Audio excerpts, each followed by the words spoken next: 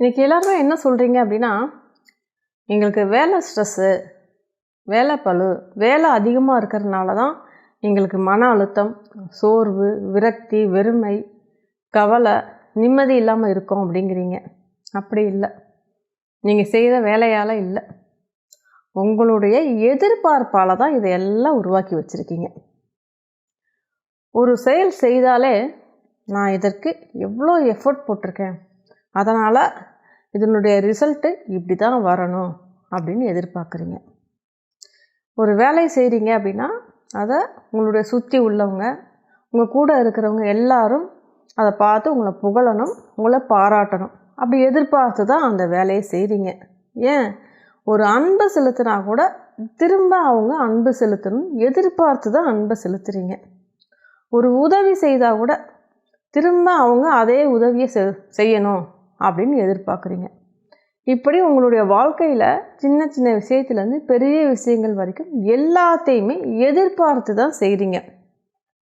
இன்னும் நிறைய பேர் சொல்லுவீங்க என்ன அப்படின்னா, அது உறவுகளாக இருந்தாலும் சரி, நண்பர்களாக இருந்தாலும் சரி, நாங்கள் அவர்கள் மேலே ரொம்ப அன்பு வச்சுருக்கோம், அதனால தான் எதிர்பார்க்குறோம் அப்படின்னு சொல்லுவீங்க. அதாவது உண்மையான அன்பு கேட்காது, உண்மையான அன்பு எதிர்பார்க்காது, உண்மையான அன்பு கொடுக்கத்தான் செய்யும். இதை சரியாக தெரிஞ்சுக்குங்க.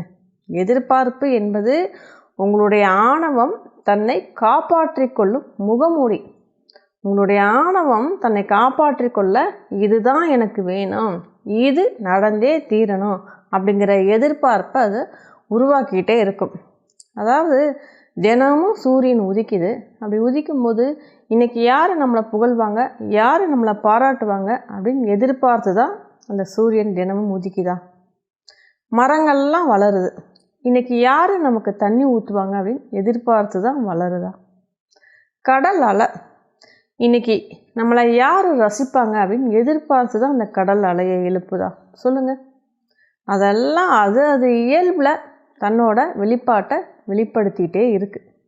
ஆனால் மனிதர்களாகிய நீங்கள் மட்டும்தான் எந்த செயல் செய்தாலும் எதிர்பார்த்து அந்த செயலை செய்கிறீங்க. ஒரு அன்பு செலுத்தினா கூட திரும்ப அதே அன்பை அவங்க செலுத்தணும்னு எதிர்பார்க்குறீங்க. உதவி செய்தாலும் அதே அளவு உதவி அவங்க செய்யணும்னு எதிர்பார்க்குறீங்க.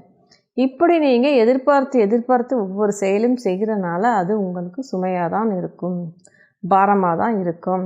இந்த பாரம் உங்களுக்கு மன அழுத்தத்தை, சோர்வை, விரக்தியை, கவலையை, நிம்மதி இல்லாத நிலையைத்தான் உங்களுக்கு தரும்.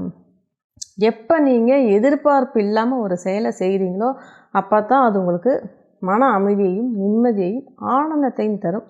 பீஸ்ஃபுல்லாக ஒரு திருப்தியாக அந்த வேலையை நீங்கள் செய்வீங்க.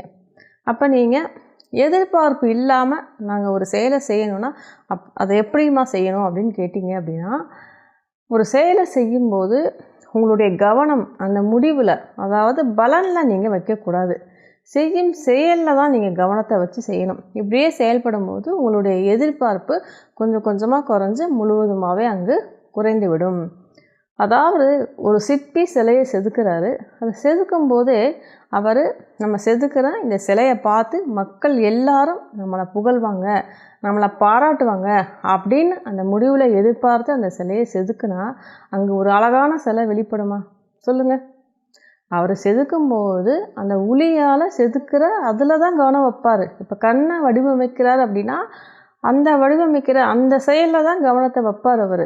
அப்படி தான் சிலையில் ஒன்றொன்றையும் செதுக்கும்போது அதில் கவனம் வைத்து தான் அந்த செயலை செயல்படுத்துவார். அப்படி செயல்படும் போது அங்கு ஒரு அழகான முழுமையான சிலை வெளிப்பட்டு இருக்கும். அதே மாதிரி தான் ஒரு பாடகரை எடுத்துக்கோங்க. பாடல் பாடுறாரு, அவர் பாட ஆரம்பிக்கும் போதே இந்த பாடலை கேட்கும்போது மக்கள் எல்லாரும் நம்மளை புகழ்வாங்கல்ல, நம்மளை பாராட்டுவாங்கல்ல அப்படின்னு எதிர்பார்த்து அங்கே முடிவில் கவனம் வைத்து பாடினா அந்த பாடல் அங்கே வெளிப்படுமா. சொல்லுங்கள். முடியாதுல்ல. அவர் பாடும்போது அந்த பாடல் வரிகளில் கவனம் வைத்து அதை ரசித்து அனுபவித்து பாடும்போது தான் மக்கள் அனைவரும் ரசித்து கேட்கும்படியான ஒரு இனிமையான பாடலை அவரால் கொடுக்க முடியும். இதே மாதிரி தான் உங்களுடைய வாழ்க்கையில் ஒவ்வொரு செயல்லையுமே நீங்கள் செயலில் கவனம் வைத்து செயல்படும்போது அங்கே முடிவுங்கிறது, அங்கே பலன்கிறது தானாக வந்தடையும். ஏன்னா அதுதான் இயற்கையின் நியதி. செயல் என்பது உங்களுடைய கடமை, பலன் என்பது இறைவனின் கடமை. அதனால் செயல் என்பது அது ஒரு கலையாக மாற வேண்டுமே தவிர வியாபாரமாக மாறக்கூடாது அப்படிங்கிறத தெரிஞ்சுக்குங்க. எதிர்பார்ப்பு இல்லாமல் ஒரு செயலை செய்யும்போது ஆணவம் முழுவதுமாக உங்களுக்குள்ளே கரைந்து போயிடும். அப்படி ஆணவம் இல்லாமல் நீங்கள் ஒரு செயலை செய்யும்போது அங்கு ஒரு தெய்வீகமாக வெளிப்பட்டு இருக்கும். மனிதனை கடந்த ஒரு சக்தியின் வடிவமாக அங்கு வெளிப்பட்டு இருக்கும். ஆனால் நீங்கள் என்ன பண்ணுறீங்க, எந்த ஒரு செயலை செய்தாலும் பலன் இப்படி தான் இருக்கணும், இல்லைன்னா நான் உடஞ்சி போயிடுவேன் அப்படிங்கிறீங்க. அதுதான் எதிர்பார்ப்பு. அப்போ அந்த எதிர்பார்ப்பு இருக்கும்போது உங்களுக்கு அது துன்பத்தை தான் கொடுக்கும். எதிர்பார்ப்போடு நீங்கள் செயலை செய்யும்போது என்ன பண்ணுவீங்கன்னா, மற்றவங்களுக்கு பிடிக்கிற மாதிரியே நடந்துக்குவீங்க. அதனால் உங்களுடைய உண்மைத்தன்மையை நீங்கள் இழந்துருவீங்க. உங்களுடைய இயல்பை நீங்கள் இழந்துருவீங்க. நிகழ்காலத்தில் இல்லாமல் உங்களுடைய மனம் எதிர்காலத்துக்கு கூட்டிகிட்டு போய் உங்களை தொந்தரவு பண்ணிகிட்டே இருக்கும். எப்போ நீங்கள் எதிர்பார்ப்பு இல்லாமல் செயல்படுறீங்களோ அப்போ தான் உங்களுடைய உண்மைத்தன்மையோடையும் உங்களுடைய இயல்புலையும் வாழ்க்கையோட ஒவ்வொரு நிகழ்வையும் ரசித்து அனுபவித்து வாழ முடியும் அப்படிங்கிறத தெரிஞ்சுக்குங்க. எதிர்பார்ப்பு இல்லாத அன்பு தான் தெய்வீகமானது. எதிர்பார்ப்பு இல்லாத செயல்தான் தெய்வீக நிகழ்வானது. எதிர்பார்ப்பு இல்லாத வேலைதான் தெய்வீக வெளிப்பாடானது. எதிர்பார்ப்பு இல்லாத உதவிதான் தெய்வீக கருணையானது அப்படிங்கிறத தெரிஞ்சுக்குங்க. எப்படி இயற்கையில் இருக்கும் ஒவ்வொன்றும் அது இயல்பில் செயல்பட்டு வெளிப்படுத்தி இறைவனின் மறு உருவமாக நிற்கிறதோ அதே போல் நீங்களும் எந்த ஒரு எதிர்பார்ப்பும் இன்றி ஆணவம் இன்றி உங்களுடைய இயல்பில் இருந்து செயல்பட்டு இறைவனின் மறு உருவமாக வெளிப்பட்டு நில்லுங்க.